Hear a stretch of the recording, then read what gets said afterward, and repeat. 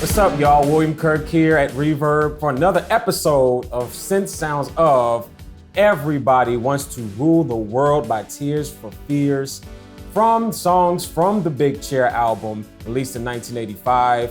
One of the big albums of the time. I personally remember it myself just as a microcosm of a human being. But I was around, kicking it hardcore to Tears for Fears, and it was stuff I listened to in grade school. And I want to take some time to talk about this song because it's so special to me, and it's probably special to you too. So let's get into some sounds, shall we?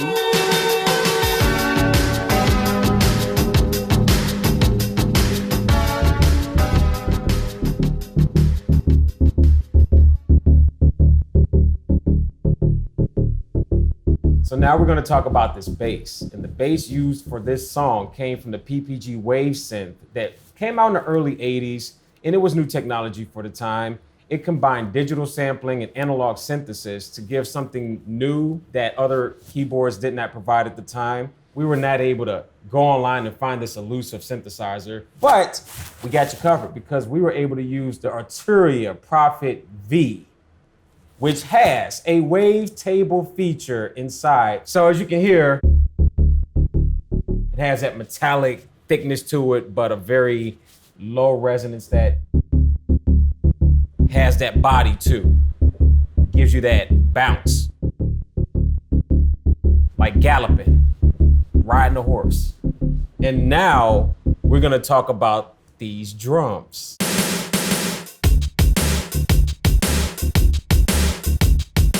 So the drums for this song, unlike most songs of that time or maybe even prior, they typically used one drum machine and you get their rhythm and they set it and the drum machine just rolls and rolls. But this song particularly, they used a variety of different sounds from different drum machines. So they kind of made a Frankenstein beat of sorts. They used the snare from their song Shout. And pitched it up just a little bit to give it a different character. They used the shakers and some of the auxiliary percussion from the Linde, which was a big drum machine of that time. And they used the kick drum from the Fairlight CMI. The Fairlight computer musical instrument.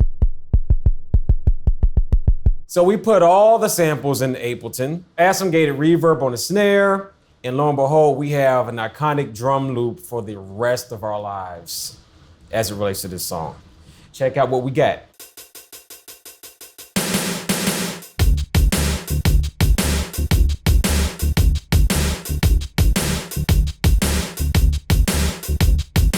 So now we're getting into the keyboard part of this song, which was originally recorded using the Prophet 5. But for this, we're going to use the Prophet 6 because it is a more stable version of the Prophet 5, hipper, got all the cool conventional things that you need, but some modern things as well.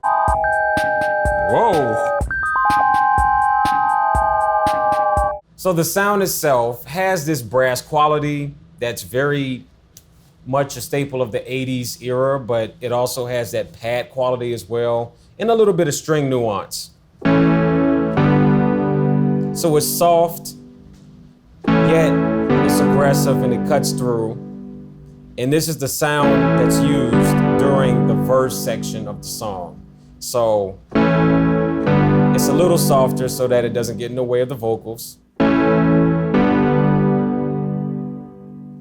now what we're gonna do to give you some context of how the sound opens up, we're gonna move the filter cut off a little bit forward. In the case of this song, in this particular sound, the filter is super key. So as you noticed, I turn the filter down on the cutoff. We have a softer quality that feels more pad-like, but then when we turn this cutoff up, it's just sunlight. That's all it is. And then there's the moon. And then we wake up in the morning and we got sun. Just like that. That's the way I think of the song, So now we're going to put all of these components together so that you can hear the context of how all things work accordingly to this song.